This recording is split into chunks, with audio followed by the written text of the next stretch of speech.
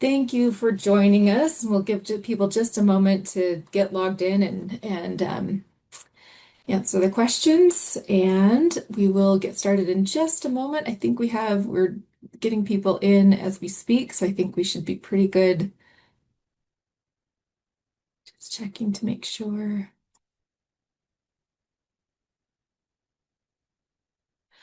All right.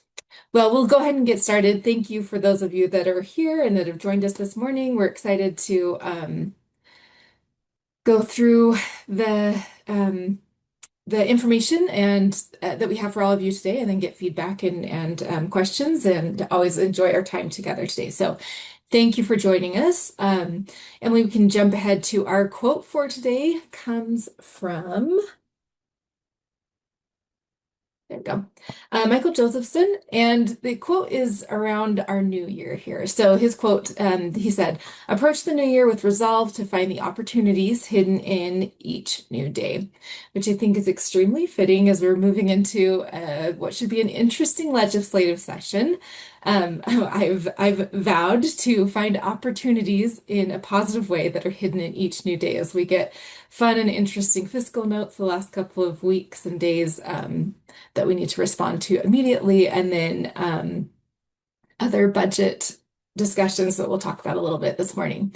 So thinking about approaching each new day as we can find hidden opportunities in the day. Just an update. Oh, it looks like we may be having some audio issues. Is anybody else having audio issues? I can hear you just fine. Okay. Sounds like we're okay. So Brooke, it might be something on your microphone or speakers. Okay, board meeting update. There were just a few elements from our actual main January board meeting. The first one was there was in our standards assessment committee, there was some discussion about the math standards revision update. There was just a feedback on the process and where it's been so far. Then that was at the main board meeting. In our standards and assessment board meeting and continued meetings this week, there have been discussions about the process for the standards revision, and the timeline and what should happen, but so that will continue into the February board meeting. There's been continued discussion, particularly about our math standards, and there's a recommendation from the board to move back out to not necessarily public comment, but getting feedback from people about the direction of having multiple pathways versus traditional or integrated math.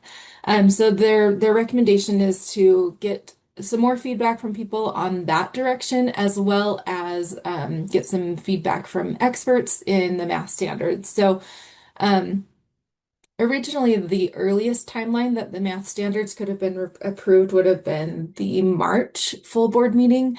It doesn't look like that's going to be happening. I think they're still going to be getting into some discussion more about what having traditional math standards versus integrated math standards versus um, multiple pathways, and having options for whether people want to have integrated or traditional math standards. So that discussion is ongoing. It's also something that we'll be discussing next week with our APAC, our policy advisors, um, on their recommendations. They provided recommendations previously, but we want to come back to our APAC. So watch for those opportunities to provide feedback to our board on your thoughts on math standards. So that impacts our math assessments. I think our next slide talks about our TAC agenda. Yeah, so that's actually the next slide. So TAC is next week. We have our technical advisory committee coming to Salt Lake to provide us some technical advice. Our agenda is full. It's a day and a half meeting. So you can see these are the items that will be on our agenda. Some of those items include the recommendations from TAC on our math assessments and timeline for the high school math and science end of course assessments, recommendations on what we should include, and blueprints for including as we shift after this administration to the end of course assessments instead of end of grade assessments. So we're getting some feedback from our TAC on recommendations for what to include on blueprints and et cetera. And part of that discussion will include discussing those math standards and the options if we do move forward with having multiple pathways and different courses and even different pathways for standards in math.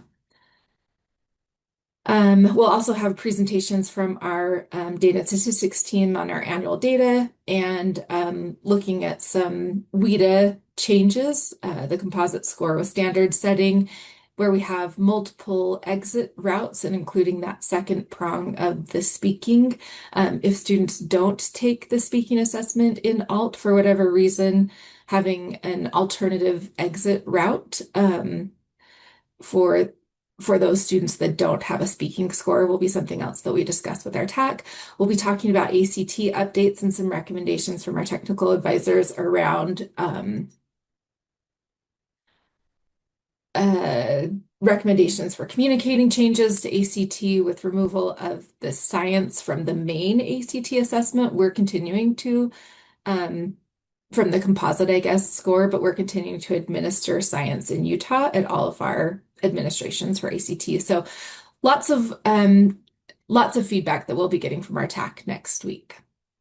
We'll also be having a session. Darren will be there with the staff from USDB on the assessment and reports that they're required to do and getting some feedback from the TAC on assessments that the USDB students participate in. So lots of discussion. And then the final one is something that we'll talk about here a little bit today as well. Some of the recommended or some of the legislation that was put forth and that has bill numbers that we'll be talking about. One specifically that's been highlighted, we've talked about, I think, starting in the November AD meeting, that the education testing amendments legislation does have a bill number. And so we'll be talking about that with our TAC advisors as well. So the next slide talks about APAC, our Assessment Accountability Policy Advisory Committee. We'll also be meeting with APAC next week, a little bit smaller of an agenda because we only have a few hours with this group of folks instead of a day and a half. But we'll be talking with our APAC team committee members about that same education testing amendment legislation, the ACT, high school math pathways, some PEEP updates, and then letting them review the TAC topics that we had discussed the day before. Okay, always interesting. So we had finalized our slides for this morning before the letters came out yesterday about the recommendations for reduction in budget. So the three amendments, or excuse me, the three pieces of legislation that currently have bill numbers that impact assessment in one way or another are listed here. The first one is the main one. The other two, the SB 119 is about school and classroom amendments, where it's looking at having open sourced curriculum be available similar to what Texas has done, where there would be a common curriculum available to LEAs to use instead of having to purchase their own curriculum. There's a significant cost to this bill that USBE is putting forward from USBE to provide open source curriculum for all courses. So that's something to watch. As far as assessment, it doesn't necessarily have a huge impact on assessment. There is a requirement in the bill to have formative and summative assessment, so benchmark, interim, summative, but that would not replace our like ESSA mandated summative assessments. It would be summative as far as like unit assessments. So not a huge impact to assessment, but something to watch. And then the other thing we've been asked to create a fiscal note on was Senate Bill 88. Something to look at was some school technology amendments, and there was some possible recommendations in there about restricting technology for K-3 students. There was some questions about what that looked like for our assessment if technology was restricted. There's been conversation, but nothing specifically in the bill yet. So just something to watch on SB 88. The big one for assessment is HB 234. That was the education testing amendments, and that is the bill that looks at having an alternative state assessment that up to 10% of the tested population of a district and up to 35% of the tested population of a charter school could look at participating in administering an alternative assessment instead of the state summative assessment and and then pay for their own licenses, but USBE would determine which vendors and which assessments would be able to meet those criteria. So that's something that we're watching and something that if you have recommendations for or feedback or questions, reaching out to Representative Lisenby is the bill sponsor on that bill, the one that we're watching. Additionally, yesterday there was some recommendations from USBE on the Ed Propes Committee back in December asked USBE to look at making some cuts, like a 5% reduction. So our leadership has been looking over the last couple of days of what that would look like. There's two recommendations that they have posted just yesterday for some changes. Both of those include a 7% cut to our assessment accountability budget. We have some carry forward funding that we use annually. So we're still looking at what exactly that looks like as far as cuts from our assessment department. One of the recommendations looked at cutting the elementary assessment, not elementary assessment, let me find the exact term of what it is. It is the elementary reading assessment software tools, that there was 100% cut of that. We're talking, and that is going before the EIC, I think next week. I can't remember the exact date that that's those recommendations. So recommendation one looks at reducing that elementary reading assessment software tools and looking at utilizing possibly other assessments for that. There's also been some talk about a third grade retention bill and what that looks like as far as assessment and retention. So lots of these are things that we're watching, but not necessarily details yet. After they have the recommendations and the discussions around the two different recommendations that USBE has submitted, I think we'll have more chances to be able to share with all of you what's happening with the Hill. I know many of you are watching lots of what's going on with the legislative session this year as well. So appreciate any questions. We don't have a ton of details yet on the budget questions, but just wanted to make you all aware of those discussions that are being held. Before we move on into the school report cards, not school report cards, excuse me, the school comparison stuff that Erin has provided, are there any questions on legislative, board meeting, TAC, APAC?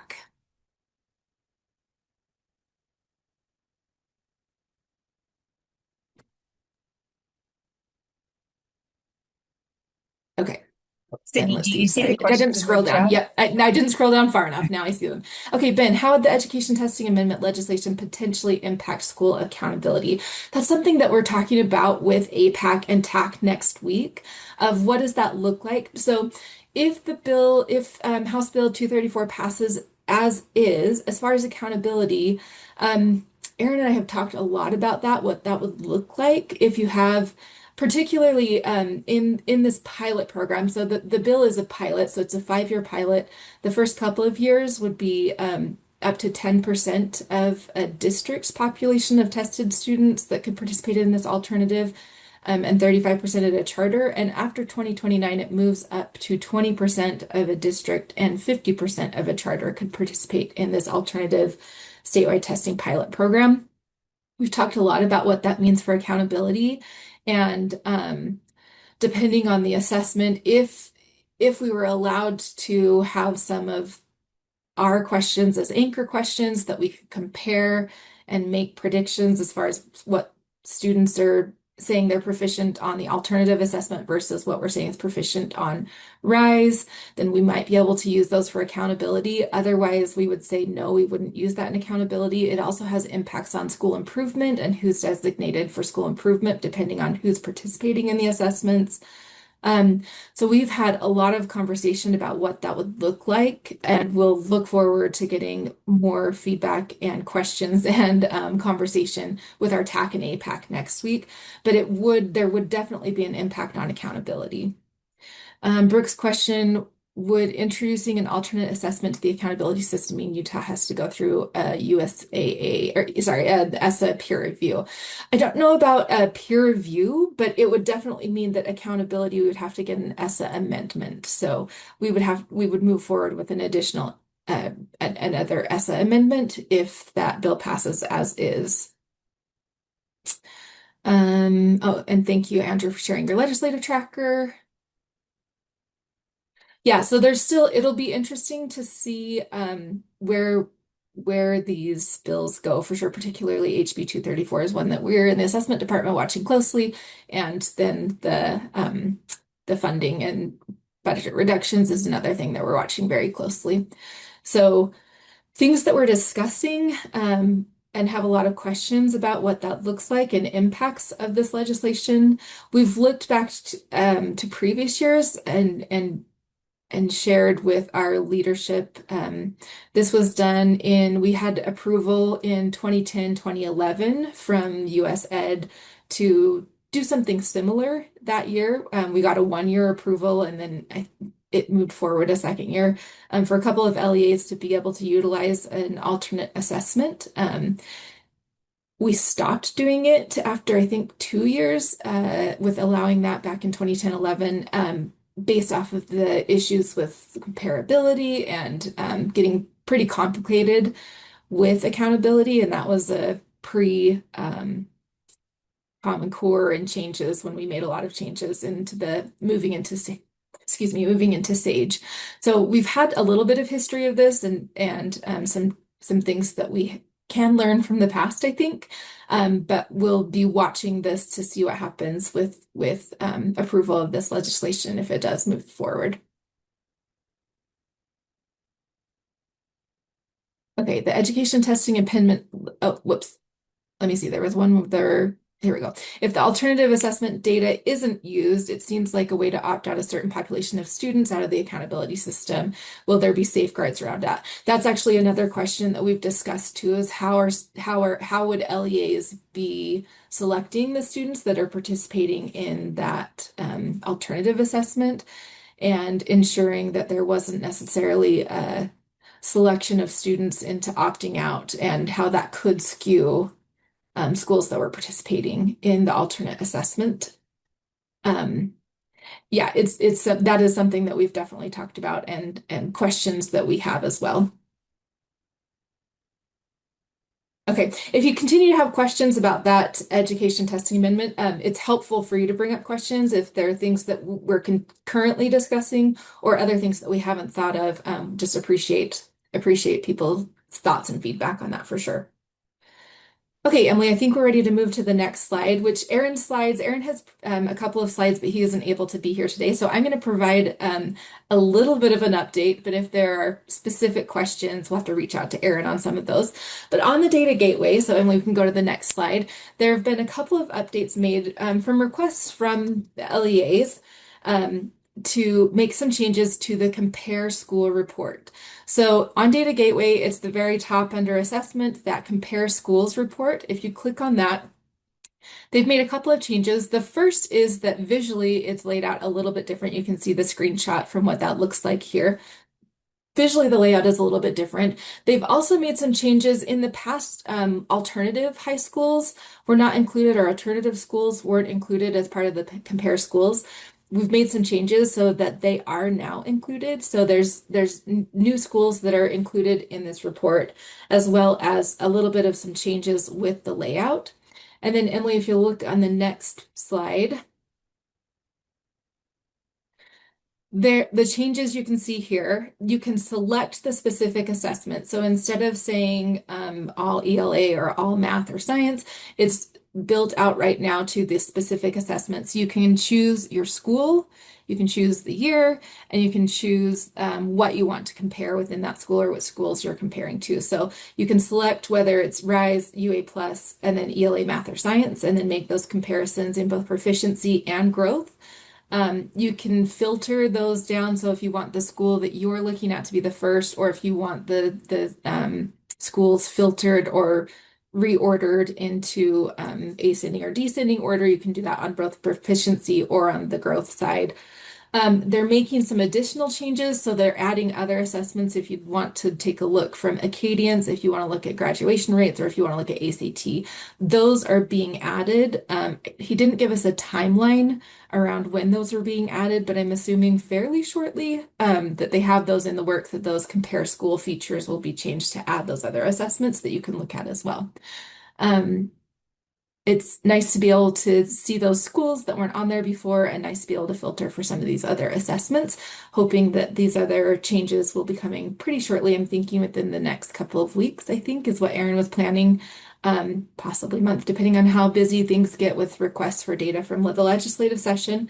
But that's the plan to move forward with the new Compare Schools report. Let's see, yeah, the dashboard proficiency and growth displayed next to each other. Yeah, I appreciated that as well, that you can see both now, similar to what you could see on the main data display on the Compare Schools, being able to see both instead of having to toggle back and forth between proficiency and growth, the ability to filter between those, and the ability to look at different assessments specifically. So if there's feedback for Aaron or questions for Aaron, we can reach out to him. And I think that was all of the things that I was presenting today. So if there are other questions, please let us know.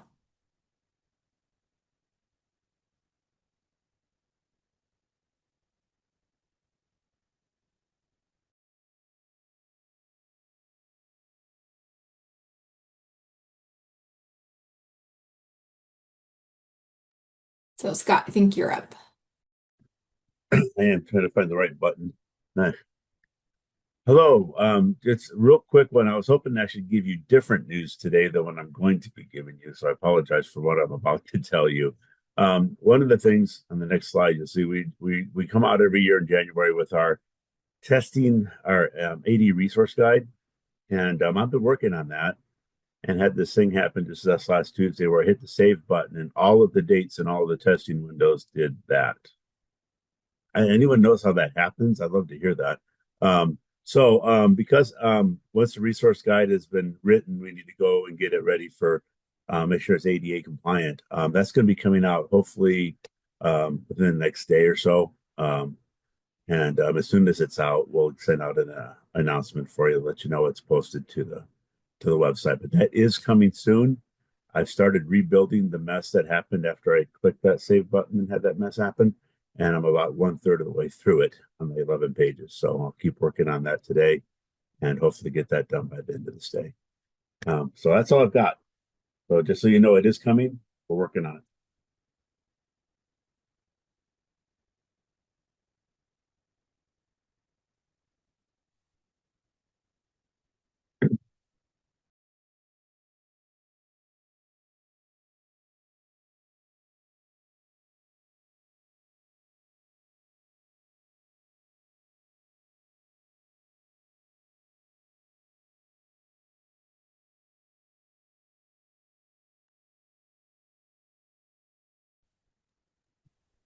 Emily, did you make Brittany your Yeah, co-host? I'm There we go. scrolling. I have to scroll. Hang on. I got it. Oh, Somehow it worked. Somebody got me. Thank you. somebody Sorry else got about to you first. Okay. that. Um, thank you so much. I am the accountability specialist, so I'm going to give you an update about our school report card. You can go to the next slide. Our secure release window is now open. We sent out an email on Friday the 9th, giving you the secure link as well as the username and password. And many of you have already started your quality assurance checks for us. We thank you. You have found some great feedback for us. And we are addressing a couple of those discrepancies and getting those situated right now. So thank you again for those of you who have already started. If you did not get that email, just shoot me an email, and I can put my email in the chat in just a moment.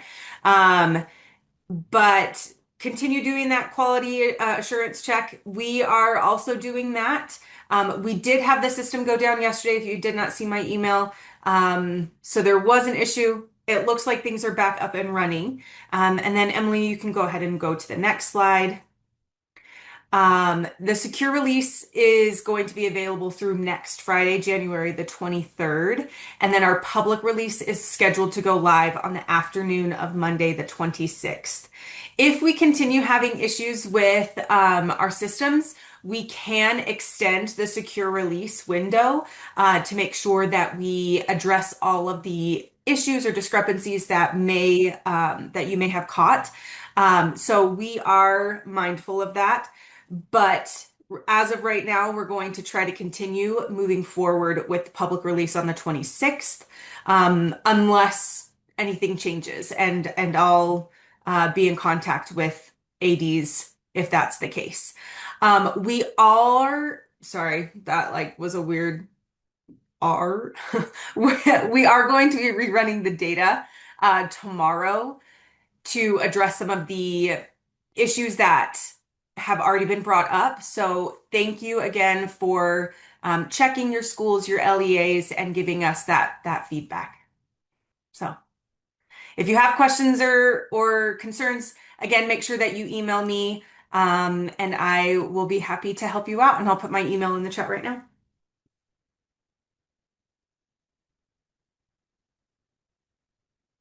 And that's it for me. There's a question for you in the Oh. chat. The new data will just be reloaded. And so then when you log into that secure website again, you should see that loaded there. Thank you, David. Rockwood, we will definitely take that into consideration as we move forward. This is my first time going through the school report card release process. So yes, I appreciate all of the feedback. Thank you so much. Yeah, that is good to know because this will be a tight turnaround between this year and then we should not have delays hopefully next year with school report card because we don't have any standard setting or anything like that we're doing. So we should be back onto like late fall for the school report card release. So it'll be just a little bit later this year. We'll do this all again. So that's great feedback.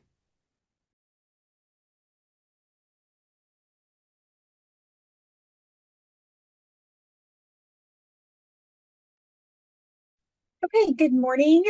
Jessica Wilhelm, one of our special education assessment specialists. I wanted to address some topics that I have been addressing to some of you through email, but I thought it might be good information as a whole group today. I'm getting a lot of requests, a lot of from teachers emailing me saying their student receives a certain instructional accommodation, but they don't see it listed. Can they have it on statewide assessment? And, LEA is saying to me, well, the IEP team said they could have it on assessment, so we need to let them have it. And that's really not quite true. You or IEP teams and 504 teams as well should be referring to our state policy, and it's linked here and it's linked in the slides, which is our Utah Accessibility Accommodations and Participation Policy. Within that document, it links you to every assessment available in Utah with all the available resources and guidelines.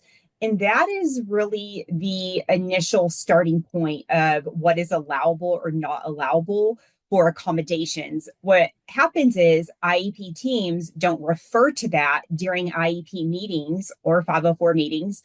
So therefore, they're not making the correct documentation during those meetings for what is allowed. So that's kind of the first error that's happening, is they are not looking at policy. So as far as USBE, we adhere to IDA section 300.160. Emily, you can go to the next slide. And this is exactly what that policy states. The states are required to outline allowable accommodations, and the allowable accommodations must not invalidate the score. And so of those allowable accommodations, then IEP teams then select from those list of accommodations which ones are allowable. So I say this all the time when people reach out to me, just because something is allowed for instruction does not mean it is allowed for assessment. And that's completely okay to use accommodations instructionally that are not allowed on assessment. So for example, one common ask is, say, a calculator in fourth grade. That might be a tool that you're using for a student with a specific learning disability in math calculations instructionally, but at that grade level for math, they can't use it on the assessment.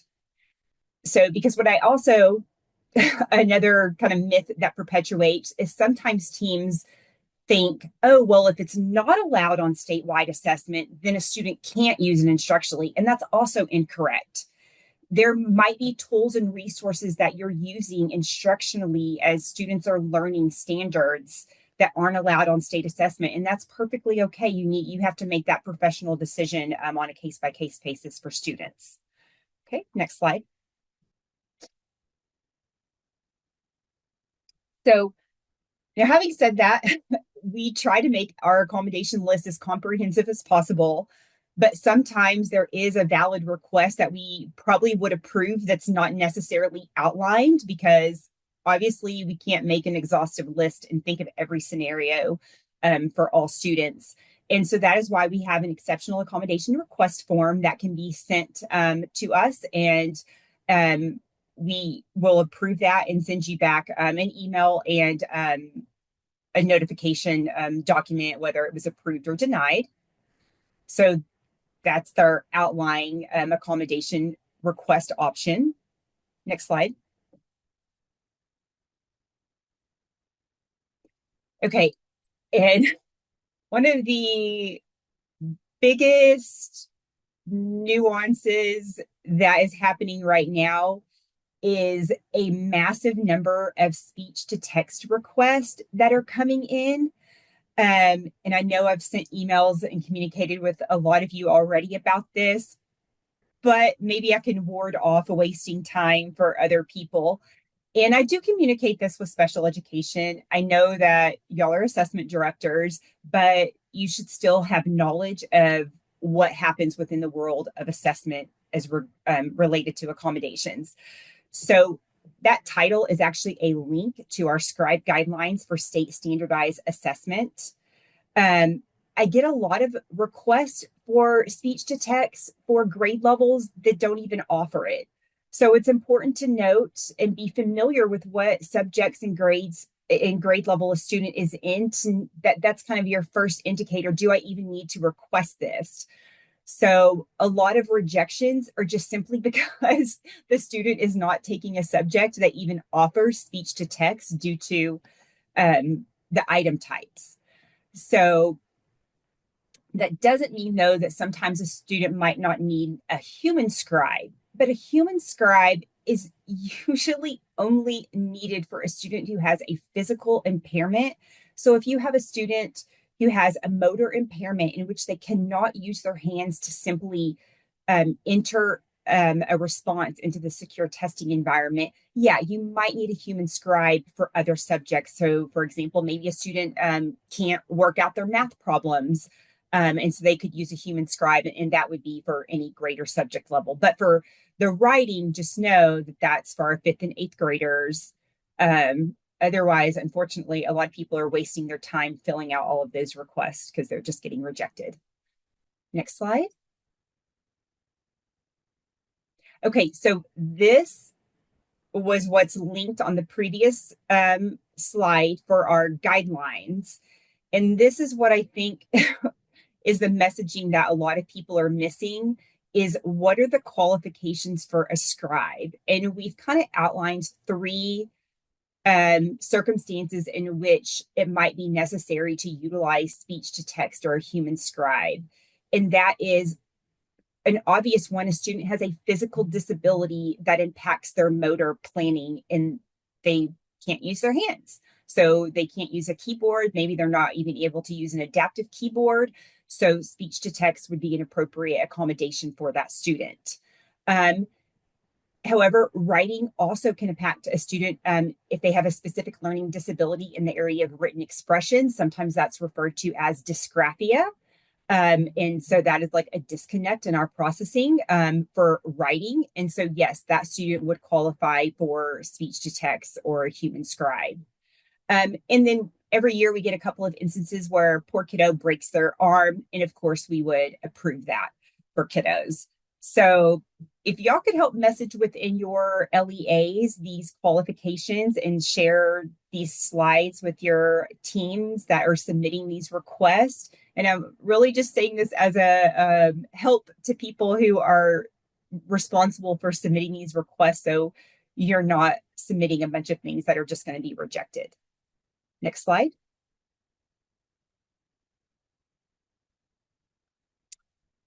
Okay. So for RISE specifically, this request is submitted within the TIDE system, and all of this is outlined in our manuals. But one thing that people are not doing is they're not filling out every drop down in the form. They're just submitting vague information that does not really give me insight into why the student request is being made. And so those, sometimes I will try to email you and get a response, or they're rejected. So if it's a vague description and you're not filling out everything in the forms, I'm going to reject it and you're going to have to resubmit it. And I have to reject it because these forms aren't editable. You can't edit them. So if you're specific and fill out every drop down and you give the information that's being requested, you have a better chance of using your time wisely. Next slide. Okay, and then I haven't had many this year, but just kind of as a reminder for Utah Aspire Plus, there's really not a need for speech to text due to the changes in the assessment that really rolled out last year. There's no item responses that are really necessary for speech to text. There's a couple of math items, but usually teams find that a student can enter a couple of numbers and this is not really needed. So teams should be aware of that before they're making these requests and considering that for kiddos for Utah Aspire Plus. Okay, next slide. I think that's it. Yep. All right, WIDA, happy WIDA access testing. We are in it. It just started last week. I've had a lot of people contacting me and emailing me. So, and I apologize, I had to be out kind of unexpectedly this week. So thank you so much for your patience as I work through emails and get back to everyone. All right. So first thing is holiday. I hope you all have it off and no one is contacting me Monday and you are all just enjoying the holiday next Monday. So both DRC and WIDA, their customer service will be closed on Monday. Is there any way that DRC can alphabetize the list of students and tickets? Let me look into that. I think there may be a way in AMS where you can order that, but are you talking about the actual materials that come into you? That would be my next question. Or the test tickets that you're printing off and everything. So, okay, online printing. I'll look into that and I will inquire with the technology folks at WIDA. Thank you. All right, so everybody take Monday off. Next. Okay, we have one last training that's coming up, and there's just a little bit more space. This one has had a lot of requests, and this is one that we've done in the past and was really popular, so we wanted to do it again. This one is all virtual webinar. So the Midas course is listed there, and please go ahead, get any educators signed up. This is for our duly identified students, so students that have a disability and students that are learning English. And then, of course, on our next slide, sorry, Emily, I'm not being a very good navigator today. There are free webinars that just walk you through kind of the access process. It's specific to the whole consortium, not to Utah. So these are just free webinars, and they are all recorded and posted in the secure portal. So if you miss it, you can go back and just watch it at your own time and pace. So again, these are free webinars to walk you through the different steps of access testing. Maybe a good idea to go and catch these. And also just remember they're free, good refresher, or if you're new. And I'm glad that they're really helpful for you all. All right, next one. Y'all remember this scene? Bubbles. Let's talk about bubbles. It's already happening. Um, this can be a costly mistake. Please, please, please. I know I've said this a million times, but I think this happens to some of our younger test administrators that never had the luxury of testing on a Scantron. So when we bubble, and I would say the biggest issue that I have seen is with our kindergarten booklets. You actually got to bubble that whole circle in, and no check marks or slashes.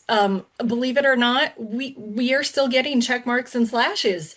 And to pull these booklets and fill them in, rescore them, regenerate a score for it.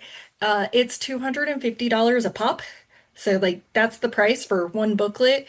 It can be a very costly mistake. So please, before you return any materials, check to make sure that everything was bubbled correctly. Another issue that I've seen a lot this week already is ordering additional materials. I've had a lot of folks say, we can't order more materials. You got to make sure, oh, Ben.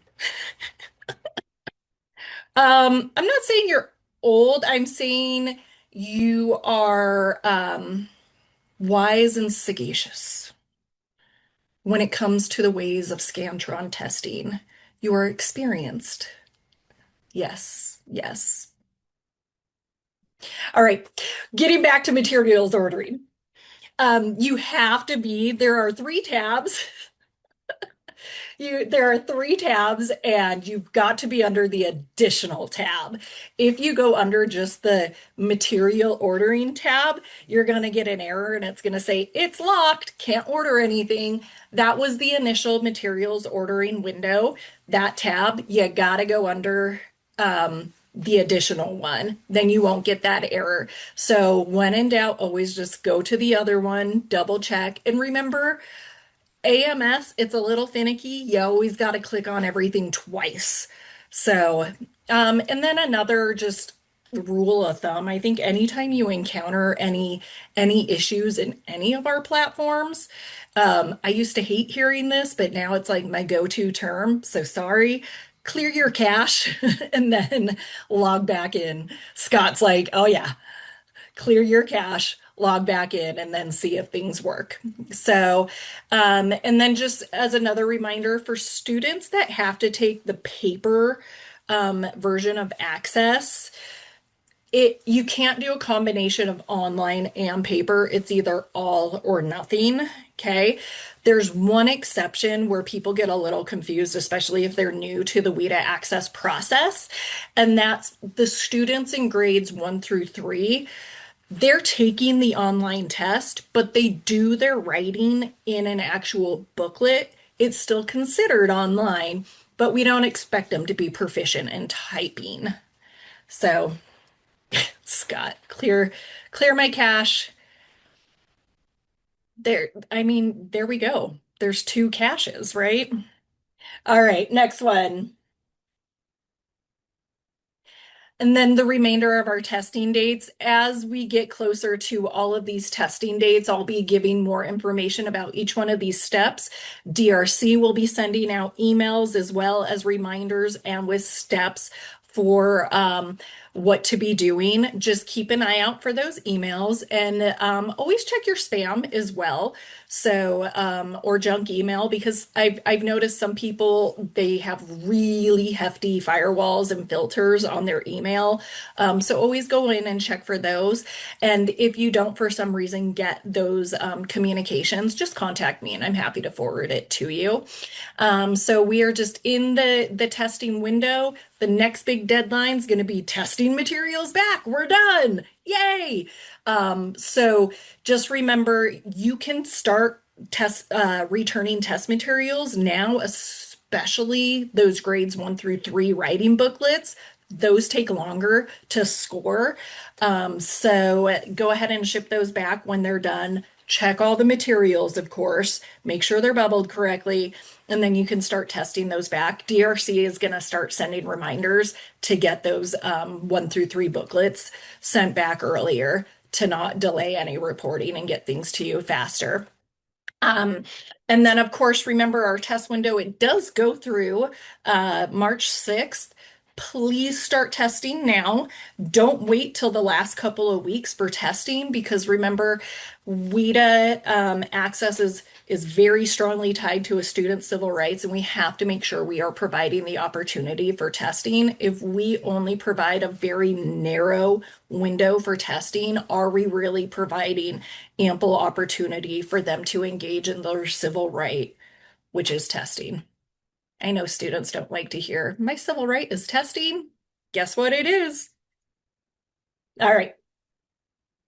Next. All right, this is brand new breaking news. I just got this yesterday. You know how we've always said, don't do automatic updates on any student devices.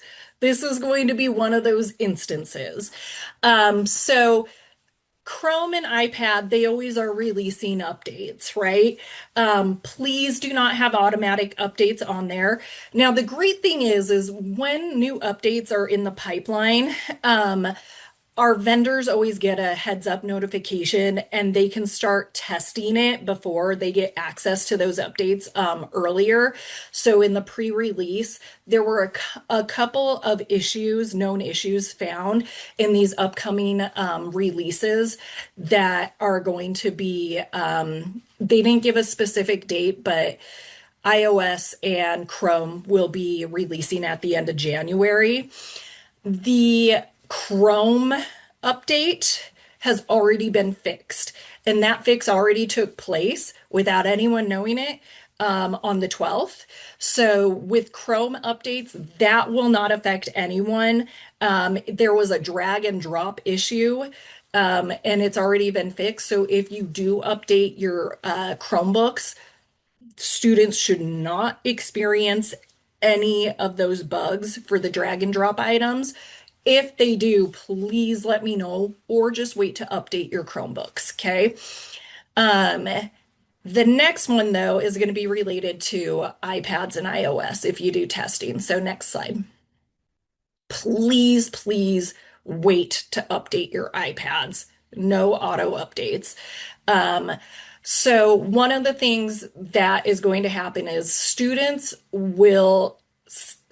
that started testing after the 12th, they will see a change for percentage completion in their progress bar.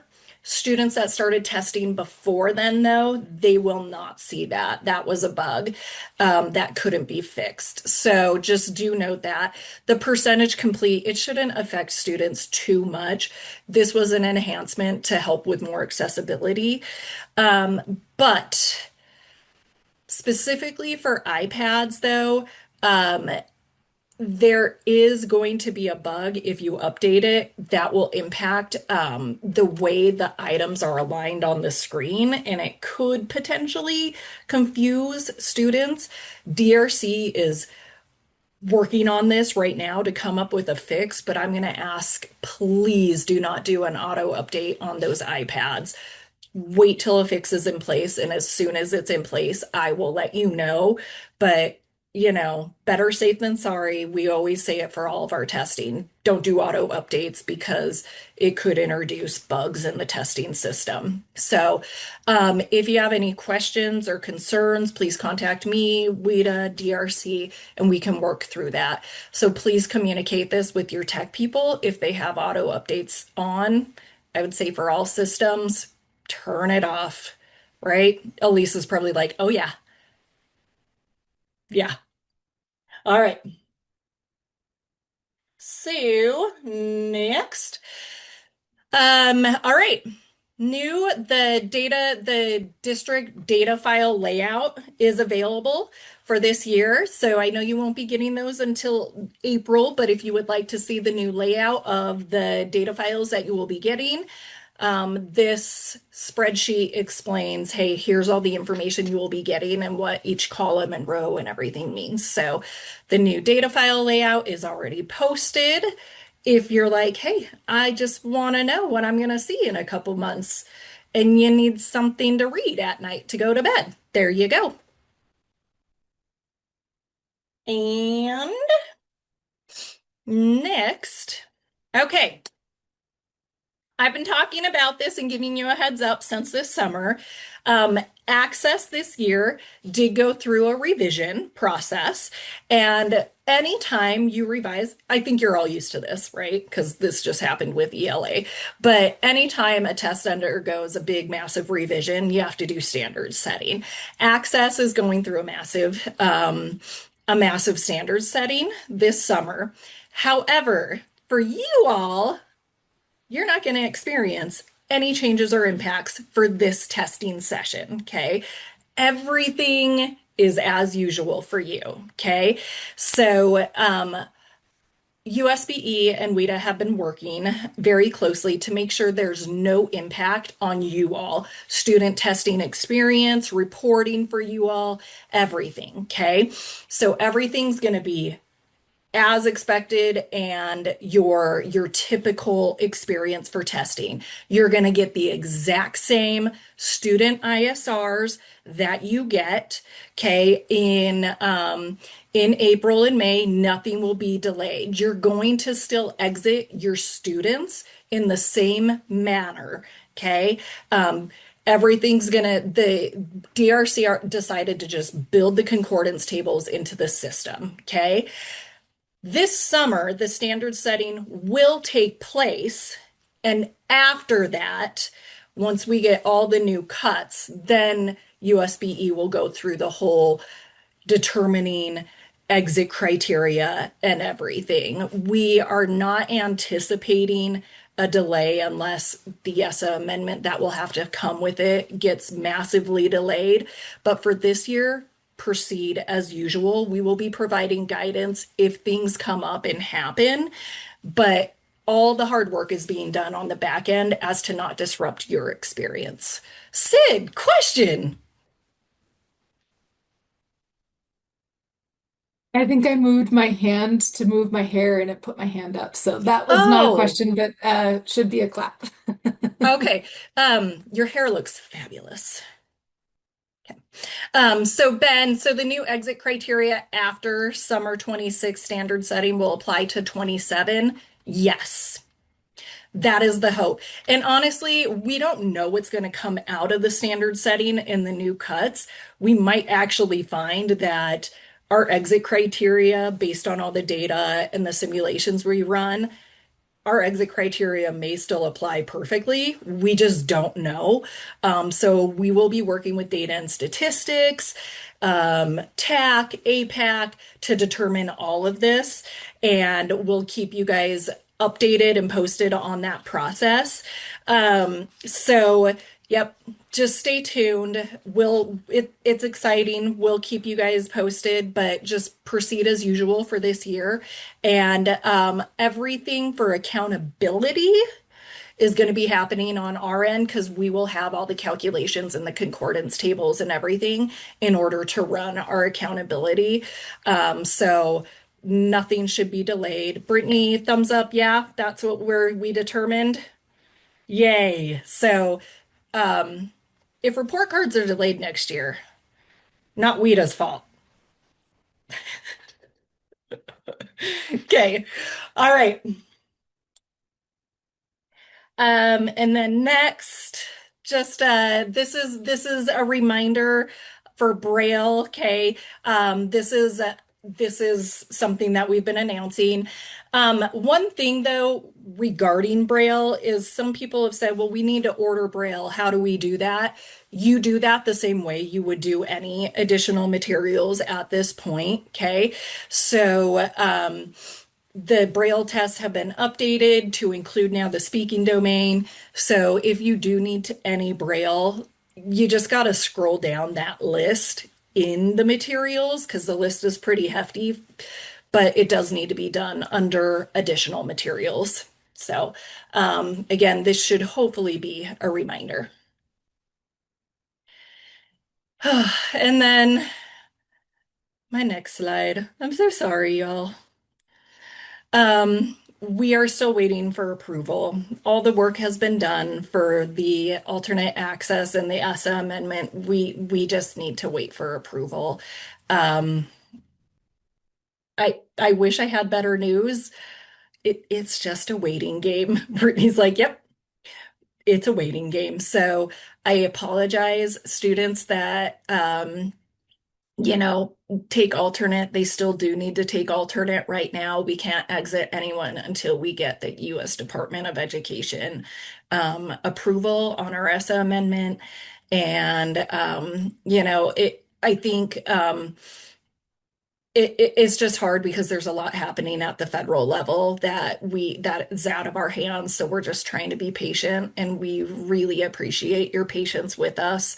So I just apologize because I know students, parents, y'all get frustrated, but we're with it. We're feeling it with you. Okay, so thank you for your patience. I feel bad about that one. All right. And then finally, thank you all for your help with the observations. Tracy and I are very much looking forward to coming out to your LEAs to do observations. Remember, our observations, these are not monitoring, auditing, or compliance, okay? This is not a try to get anyone in trouble or a gotcha moment. This really is a requirement of our peer review process. But it also really informs us about what's happening in schools and how can we better support you. What are challenges that our LEAs and schools encounter? And it also allows us to be a partner in troubleshooting and tech support right there if it does arise during it.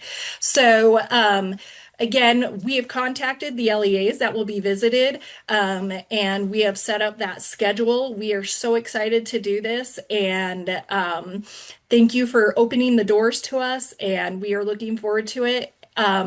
If you were someone that was like, oh, I maybe wanted them to come, unfortunately, it's too late to request an observation as the schedule is set. But, you know, maybe put a bug in Scott's ear if you're like, hey, come see us for Rise or Utah Spire Plus or something like that. So we love that this is an opportunity to partner with you and support you and see what's actually happening on the ground. And then finally, contact information and useful websites. Let us know how we can help you reach out. It is a busy time of year, so I apologize if if you don't get an immediate response. We are, working on getting to everyone's needs and concerns and questions, but we really appreciate all you're doing, and I would just like to personally say thank you because you make WIDA access testing happen, and you are incredible. It is not an easy thing to do. So just appreciate you all. All right. Acadience is up. Okay, I'll start us off with Acadians. Next slide. All right, we have middle of year data analysis trainings. Uh, and you can see the focus of those trainings. They're very similar, but a few key differences on the data and what's discussed. But we have one for teachers and coaches and then one for school leaders. The link there is to the Zoom meeting, and then the course number and section number is related to Midas, if you want to go in and sign up there, so that we can give you credit for attending. Next slide. And then a reminder on the window. So it's currently open. It ends the end of this month, January 31st, for test administration. The data entry window continues through the month of February. And then I've included the board rule because I still get some questions about the testing window each year, and the dates remain the same. It's only the year that changes since it is in board rule. And until board rule changes, those dates are what happens each year. Next slide. And I'll then turn it over to this, Dallas. yes, thank you, Jared. So this is just a couple of Cadence reading trainings that are coming up. I know that we are still in the middle of year window, but end of year will sneak up on us really fast. So if you have anyone in your LEAs who need to be trained on how to give the end of year measures for Acadience reading, there is the Midas course listed there. And then for those who have previously been trained, if they just want a refresh on how to give these measures, there is a self-paced Canvas course that can be self-enrolled. And that is it for Acadience this morning. Emily, if you'll please go to the next slide. Thank you.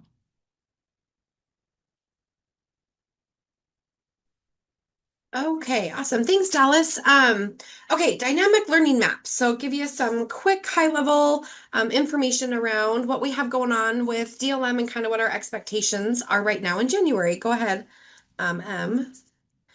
Thanks. Okay, so this is a reminder. So our testing window is going to open March 9th. We run through June 5th this year for that spring summative window. We do ask that your teachers are done with DLM testing 2 weeks prior to the close of school for you, the last day of school for you guys. A reminder that students are going to see anywhere from 24 to 26 testlets, depending on their grade level. All students see 9 testlets in ELA, 6 to 8 testlets in math, and 9 testlets in science. Each testlet has about 3 to 9 items. Typically, it's 3 to 5 items and can take anywhere from 5 to 20 minutes. As I go about across the state and do training with teachers, most of our teachers kind of confirm that's about the amount of time that it takes.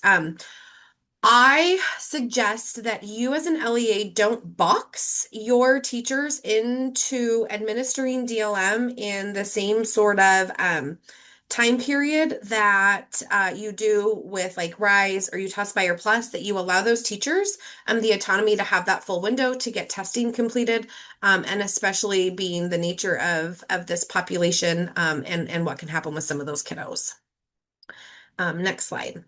So one of the reasons why I wanted to kind of give you that overview and the expectation of what our teachers are doing with DLM and the number of testlets. So we have updated science essential elements that we've kind of been talking about over the last little bit. And we've presented this to teachers in all of my trainings and to your special ed folks as well. So with these updated standards, the content of the standards hasn't changed so much as they have expanded the linkage levels. They've expanded the standards. They've brought in a K2 band now, and they've moved into a space that there's greater alignment to those 3 dimensions. And so it was really a lot of the like actions and like how the students are applying the science that have changed. With that, we will have new science items and a new science test. Because of that, we do have to do field testing. We have spent the last 2 years as a consortium kind of trying to figure out how do we do field testing for this group of kiddos to not be a huge impact on our teachers and students. And there was really no like good solutions, to be honest with you, that every state partner felt really comfortable with. So this is where we have landed. This spring, we will need to field test some of these new science items. So what that means is there will be a total of 4 science field testlets that students will see, and they're going to be delivered down in 2 batches. So they'll combine 2 testlets within each batch.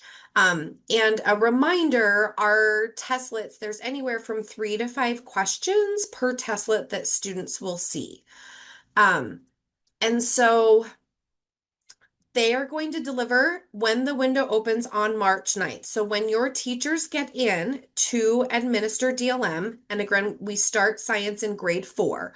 So students in 4 through 11, when teachers log in and go to pull up the testing information, they'll see their ELA testlet, math testlet, regular science testlet, and then these field testlets for their students. Typically, when field testlets come down, there's a capital FT in the test session name, and that's how teachers will know.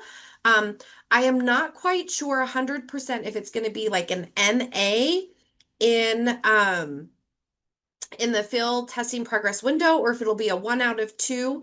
But that's how teachers will know, is it won't have that test progress window of 9 testlets that students are on. So teachers have the autonomy to deliver these field testlets at any point throughout the testing window. We are not here to punish students. We are not here to punish teachers.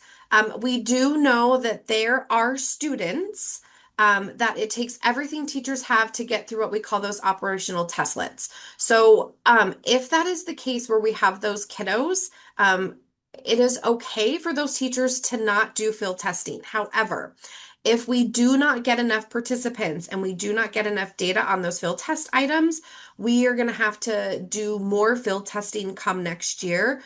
So we are really asking teachers to please deliver those field testlets if possible.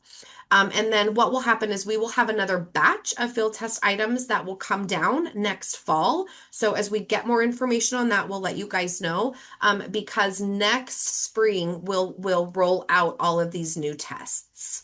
And so we have talked about this in special ed meetings. I presented at some special education leader summits. We have also been talking to teachers in all of my DLM trainings. And I'm pretty sure we covered this also in the DLM district test coordinator training. So we have put the word out there. So please, again, pass this along to your special ed folks. We really, count on you guys being that bridge in case anybody's missed it, but we try to get the information out, as broadly as possible. So I just wanted you guys to be aware that that is what will be happening. And so your teachers will be seeing those come down in that spring window. Okay, so next slide. Okay, training. So all teachers that are going to deliver administer DLM testlets are required to complete the training courses that are in Educator Portal, whether they're returning teachers or new teachers. I have 2 facilitated trainings left. They are both virtual. And so there's the dates and the link to the Midas course to sign up for those. And so these are not required for your teachers to attend my facilitated training. They are required to complete the training modules in Educator Portal, but they are more than welcome to join me on either of these dates. We complete as a whole. I facilitate completing those required training modules in the mornings, and then in the afternoon, we spend time digging into Educator Portal and looking at resources and talking about a bunch of stuff. So that's how that facilitated training looks. So please get that information out if you have teachers that you would still like to send through DLM training with me. Okay, next slide. Okay, so here is your guys' checklist for right now. It is January, and as we're getting closer to this window. So we want to make sure that whoever it is that is the DLM person in your district, whether that's coming out of the assessment department or the special ed department, that we are ensuring that we have all of our students in the system, that 1% flag. If that 1% flag in the student special education record in the SIS system is not set, those students will roster to RISE and Utah Aspire Plus. So that 1% flag is how we determine that those students need to go to the DLM system. It is your responsibility in the district to create those teacher rosters for ELA Math and Science. You can find a document on my district test coordinator Padlet on how to complete those rosters. And then you want to start ensuring that your teachers are completing that required training. There is also a data file that a monitoring extract that you can look at to monitor your teachers that have completed the training. And then also ensuring now is the time to make sure that that Kite student portal, that secure testing browser, is pushed out and installed on all student devices. Okay, next slide, Em. And then here's just kind of a quick rundown of our test administrator checklist. So like these are the expectations for your teachers. There are these checklists posted on all of my DLM Padlets. But so teachers need to complete that required training, verify participation for students. We do ask them to check all their rosters too. Just don't make sure that they're seeing the student. In DLM that they go in and make sure that student is rostered to ELA Math and Science and make sure any of those aren't missed. Because if a student gets missed on one of those rosters, they won't get delivered that subject testlet. Teachers also then have to complete our students' personal needs and preference profile. We call it the P&P, and that really is those accessibility features or accommodations that students need, either built into the system or delivered outside of the system, and then completing that first contact survey. The first contact survey is what is used to determine the linkage level in which the first testlet is delivered for the student. So students will not have testlets delivered into the system if that first contact survey is not completed. One thing to note with this is once that window opens on Monday, March 9th, when a teacher completes a student's first contact survey, after that window opens, it's going to take overnight for that system to pick up and deliver a testlet. So teachers cannot go in and fill out the first contact survey in the morning and submit it and expect testlets to be delivered that day. It takes overnight for the system to pick that up and run that and deliver testlets. Again, checking that secure browser, and then your teachers are expected to access testing tickets and check the test information page. And those are all found in that test management tab for teachers. Once they complete their training, that unlocks, and when testlets delivered down, they'll see those columns to pull those PDFs for the testing ticket, which is the student's username and password, and the test information page. Next slide. Okay, so here's the links to the DLM Padlet. So if you don't already have that district user resource Padlet, and there's that Padlet for your teachers, please get on those Padlets, bookmark them, send them out. There should be the recording. I did a district test coordinator training in October, and we recorded that, and I hope I placed it on the Padlet. I'll have to double check. But this is where you guys will find all of your guidance and technical assistance documents, as well as information for teachers. And both these Padlet links, I do believe, are also in every AD memo. They're like in that list that Sandra sends out every week with those Padlets. So those are the really high level kind of big hitters where we're at with DLM right now. Any questions? I think that was all I had. You can go to the next slide. Pretty sure. Yep. Okay, and don't hesitate to reach out if anything pops up. Thank you. All right, friends, for RISE, go ahead and go to the next slide. I just wanted to let you know that CAI is aware that some of the eligibility fields related to participation codes are currently not populating within the system. It appears to affect ELA interim and science assessments at this time, but just know if you're entering any of those participation codes currently, especially ones related to parental exclusion or accommodations, you will want to go back and update those once those other fields become available. CAI is actively working on this and hopes to actually have it fixed next week. So hopefully it's not hindering your plans too much, but I wanted you to be aware of this. Go ahead and go to the next slide. Also, a new informational writing benchmark is going to be available for 7th graders starting next week. Know that there will be others that are made available as well, as long as enough responses have been logged for the first one. So you'll want to really encourage your 7th grade teachers to participate because, and I'm sure Megan will echo this, if we don't get enough responses, these particular writing benchmarks are going to no longer be available, like at all ever. Like they'll just go away. So encourage your people. We need the responses if the teachers want that tool to be available to them in the future. Go ahead and go to the next slide. Another heads up here for math, a little note for the math cluster items. These are still in field test form and not considered operational yet. These items are going to be withheld from scoring until the new Utah core math standards are assessed.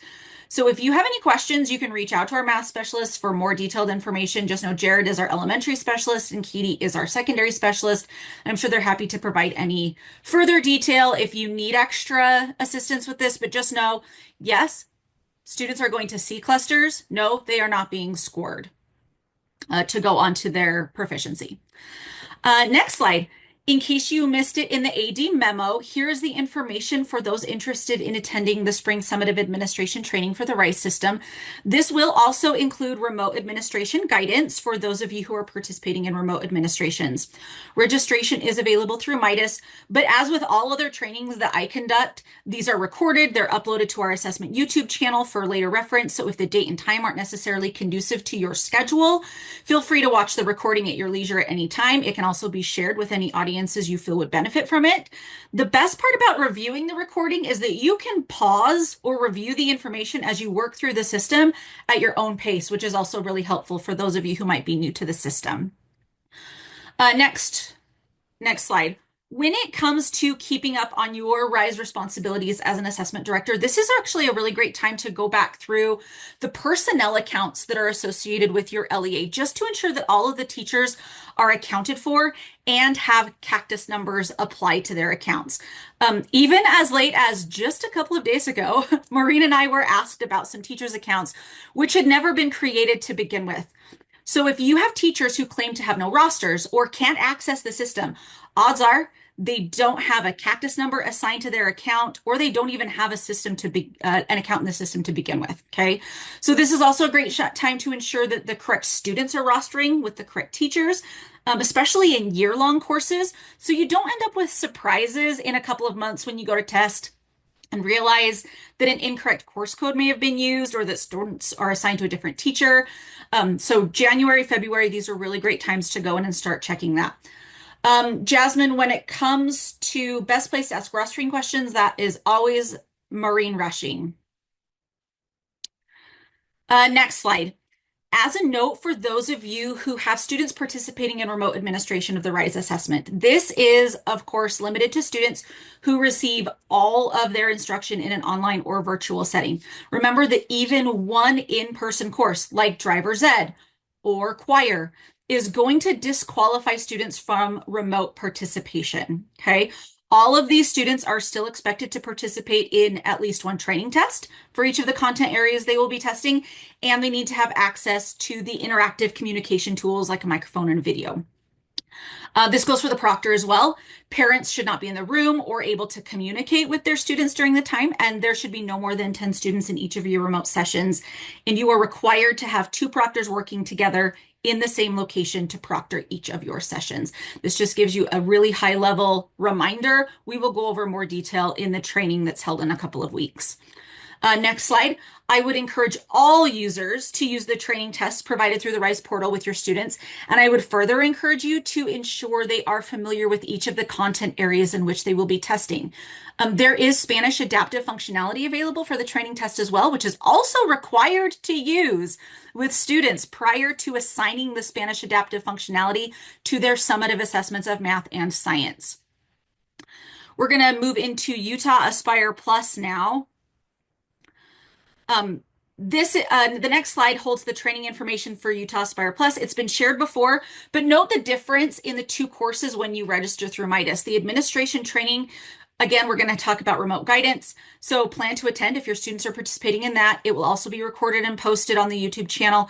But know that the Pearson Tech training is really more for your tech personnel who are supporting the technical side and the device support. All right, and that one happens next week, so make sure that they are aware of that. Next slide. When it comes to tasks that you can be working on in Atom during this kind of test prep moment, my first recommendation is to check the schedule of events just to make sure big things aren't missed as they come up. The next thing you can do is ensure your administrative and district level users are current. If you've had any administrative turnover, you'll want to ensure you're allowing access to those new principals and vice principals and removing the accounts which are no longer needed. As a reminder, Atom assigns one district administrator, which is the LEA assessment director USBE has on file. Okay. This person holds the responsibility for creating other LEA user accounts, which are listed as district level users in the system. Both of these accounts permissions allow the users to create school administrator accounts. So you cannot add teachers or students. You only have to worry about adding your school administrators and your district level users. Okay. Teachers and students are loaded through the import from Utrex. And as another reminder, teachers who are proctoring the test do not need Atom accounts. They do not need to ever log into the system as a proctor. Okay. So if you log in and you think that you're missing teachers, you can reach out to Maureen, but just know odds are that teacher actually doesn't need access to proctor the test. The only reason teacher needs access to Atom is to access their reporting after, which means your ELA teachers, your math teachers, your science teachers are the ones who are going to have those accounts so they can see the reports when students have submitted those. Next slide. Do we need to set Atom users as remote? Jasmine, yes, if they are participating remotely. I will go over way more detail in the training since it is a little more detailed than just saying yes. But that is coming for sure. When you go to create any user accounts in the system, remember that the school email is actually used in multiple fields. I've had a few questions already, like asking for a reminder, what's the source ID, what's the username? All of those things are just the school email, as is the identifier. So I've included that here on this slide in case you need a little reference reminder. Next slide. Here I've linked the resource center and the schedule of events. If you don't already have those bookmarked, the administration window for Utah Aspire Plus is approaching quickly. So as your students can begin testing, they can actually start as early as March 2nd. Okay. So if you have any students who are planning to complete the paper form, though, they will need to test in person, and both the training administration and the summative administrations, those have been loaded into the system already. They're ready to go. So you can start to create proctor groups if you choose to. But again, remember that those are not a requirement. Back to the chat, proctor numbers are the same for Aspire. For remote, yes, Jasmine, 10 or fewer in a session for a remote administration. As you are going through the training administrations, just remember those are listed at the bottom of the test management menu. And make sure that if teachers are using those, they are selecting training. Last year, we had more than I'd like to admit number of summative tests given as training administrations. So we had to reset them all, and there were lots of other things that happened because it's a security issue to have those things accessed when you were trying to access a training one instead. So just kind of be aware of that. The next slide, I'm not going to go into a lot of detail with this because it's nearly identical to the RISE one, but one piece that is different to note for remote administration guidelines to proctor for Utah Aspire Plus test is that your two Your two proctors can use separate devices when proctoring for Utah Aspire Plus rather than the shared one that they need to use for RISE. This doesn't, however, mean that they can be in separate locations. They still need to be in the same room for ease of communication. It's just better overall if you run into any issues or challenges during that testing session. Next slide. There are question samplers that teachers can complete with their students in preparation for the administration of the Utah Aspire Plus test. These are grade banded and content specific, so students can build familiarity with item types. I would also encourage you, though, to use the test nav tutorial because its training purpose is not content related at all. It is 100% system based. So students are able to build familiarity with the tools that are embedded within the system in a really low stakes environment. It helps them build the familiarity with where things are, how it works. Part of me thinks it's even more important than the question samplers, but I understand that from your teacher side, the question samplers being content specific, they are drawn to those. The test nav tutorial is just as important, if not more, when it comes to system functionality, especially for the ninth graders who have not used test nav to take a test ever. They've been using the RISE system previously. Moving on to ACT. Our final training with ACT is this afternoon. Go ahead and go to the next slide. There's no registration required for attendance, so feel free to join the Zoom link that's here on the slide and share it with whomever you feel would benefit from attending as well. Hopefully by now, your students have been loaded to your schools and you've assigned them their test event date.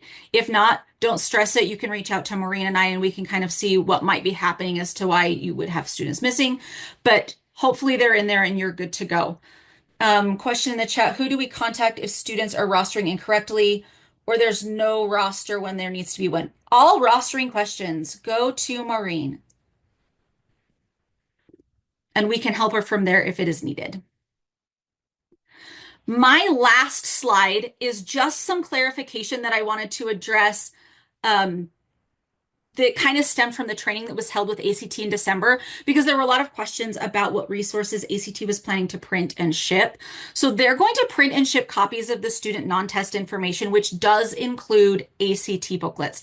So if you need more, though, you are welcome to print these from the reports tab in ACT Now from the students menu. Just keep in mind, the document isn't loaded there yet, because the days of testing are still fairly far away, but just know this is where you will find it if you end up needing to print more of those reports.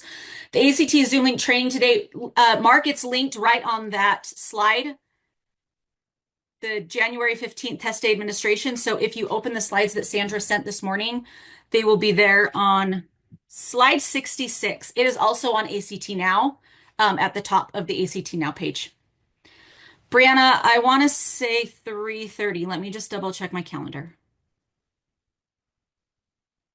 Yep, 3:30. While you're checking that, Elise, I just have one thing. I didn't make a slide for this. I know I talked a lot about ACT accommodation deadlines in December, but just as a reminder, accommodations need to be submitted in TAA for ACT. You'll refer to the schedule of events for the Utah State page on when your deadline is. There's 3 different deadlines this year that's associated with the test event that you selected for your LEA.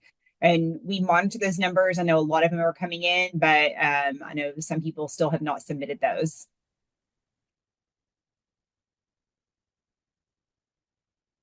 Thanks, Jess. That is all I have for you today. So if you still have further questions, drop them in the chat and I can address them, or you can send me an email.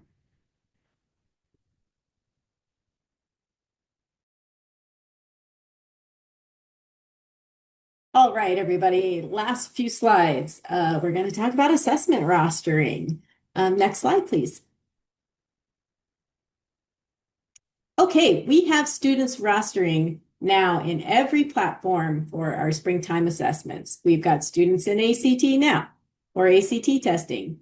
If you are planning on testing a student and you don't see them in your ACT Now, you can contact me and I can check and make sure they aren't enrolled in another school and rostering with them or any sort of other issues, and we can get them added. Right now, you can add students manually to ACT Now. We have students in DRC for WIDA access, and as Megan mentioned, that testing window is open now. Once again, if you sign in to DRC and you don't see a student, please get in touch with me and we'll check why that student didn't roster for WIDA access. Just make sure they are enrolled correctly and everything looks good on their student record.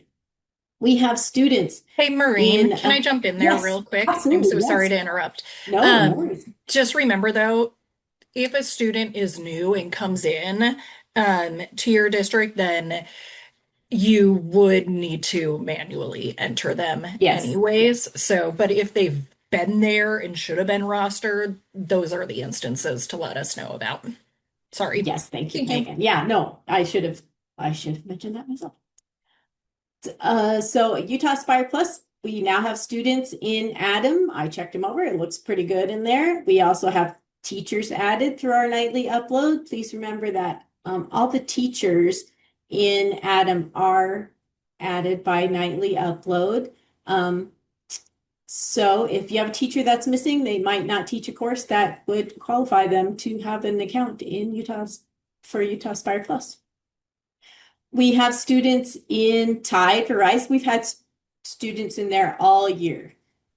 So they should be there. We have students in Kite for DLM testing. And as Tracy mentioned, those students need to have the 1% flag marked in order to roster in Kite for DLM testing. We have students in ALO for Acadians testing. We've had students there all year too. But you will notice now when you sign in that those teacher names are added to classes, and it's wonderful, and we're also happy about it. They also added a district number and school number to your school names. That shouldn't have changed anything, but it's just another, that was for our purposes for rostering. So you'll notice that as well. One note, when we changed the course names, it updated everything. If you have teacher accounts in ALO that are protected, they did not update with the class name change. So you might see some classes without teachers assigned, and that's probably why. So it might be a good idea to check those teacher accounts and make sure they're not protected. All right, so beat the rush. We have some time for our big assessments, RISE, and Utah Aspire Plus before they start testing. Now is a great time to check those rosters and make sure they're good while we're all relaxed and we're not stressing about it. So check now and save yourself stress later. Next slide. All right, just like last year, if we do have a lot of dually enrolled students and we have tiebreaker rules that roster students at one school or another if they are enrolled in more than one. And students for RISE and Utah Aspire Plus can test at any location, just as long as they have an SSID and a test session ID or a test code. Oftentimes, if a student is rostered at one school, but it is inconvenient or burdensome for them to test at the school where they're rostered, the LEA might call the other school and say, can you please test this student?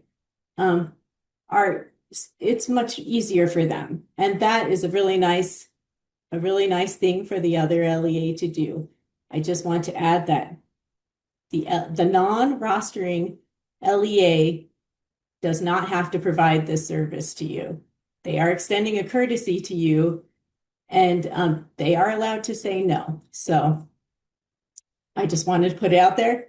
You can say no to these requests, but I think a lot of times it works out and everyone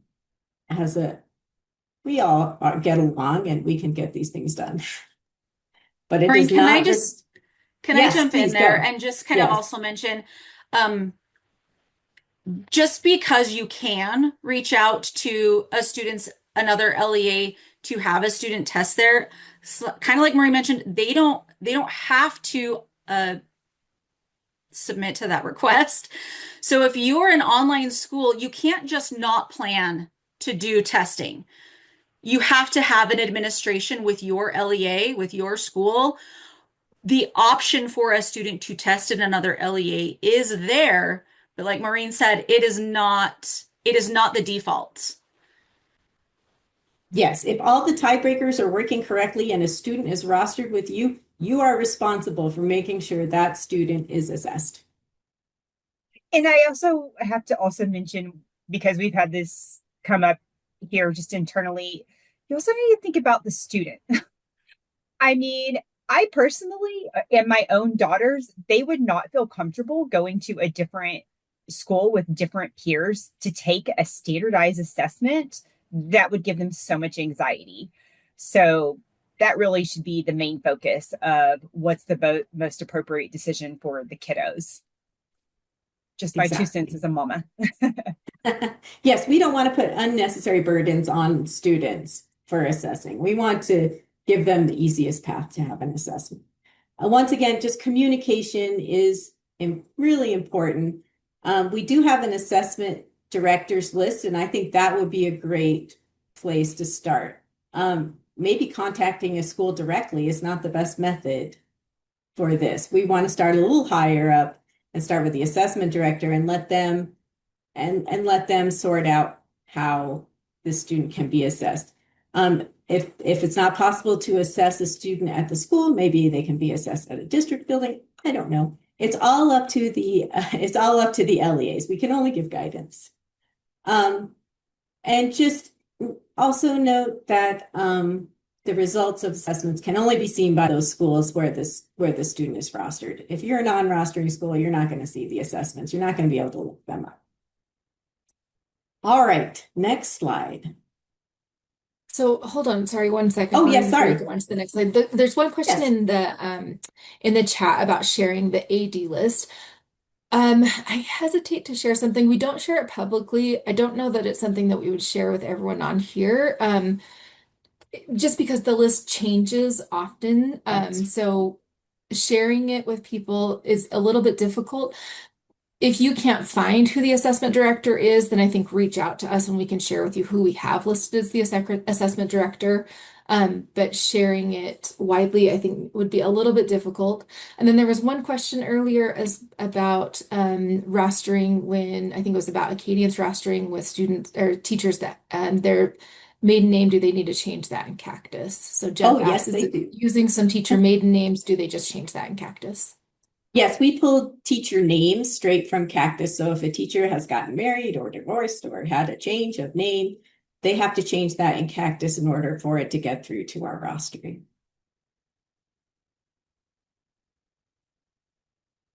All right, so next slide. Okay, so now we have another rostering method for our private homeschool and Utah Fits All students. This rostering method, it's very important, is for students who are not currently enrolled at any public school in Utah.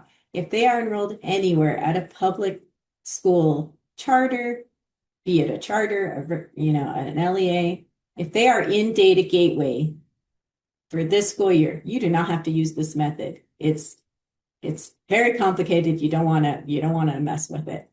But all right, so we are responsible for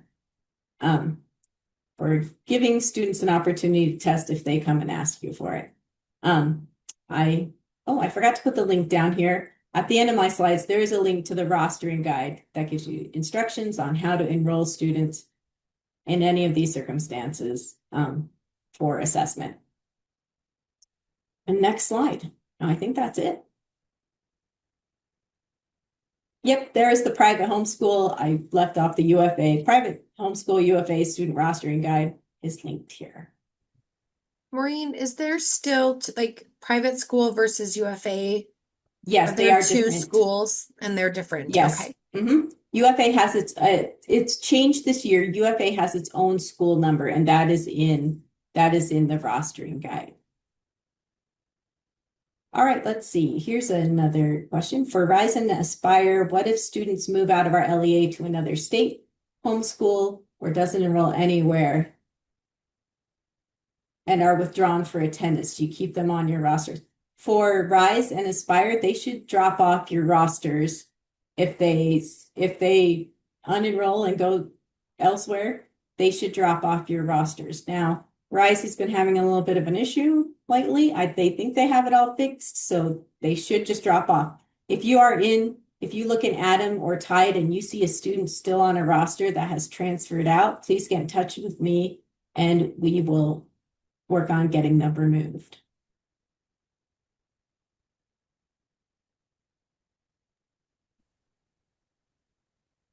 All righty. All right. Thank you so much. I know we had a little bit of a shorter meeting today. Hopefully that's good news for everyone. I appreciate all your questions today and your participation in the meeting. Please reach out if you continue to have any additional questions or if you think of other things as you go about the next couple of weeks before our next meeting. Alicia, yeah, the slides were sent out this morning with the Zoom link. There was a link to the slides as well. But I can add that link here. There's that link to the slides. If you have any other questions, again, please reach out to the team. Just want to publicly thank the team here at USBE. I really appreciate and value the work that they do, and they are so quick to respond to questions and to try and work through issues that we are having. Appreciate you all and your partnership with us, and please continue to keep that communication with us going. And if you have questions or things that you would like to request from us, please let us know. But appreciate your time today. Thank you.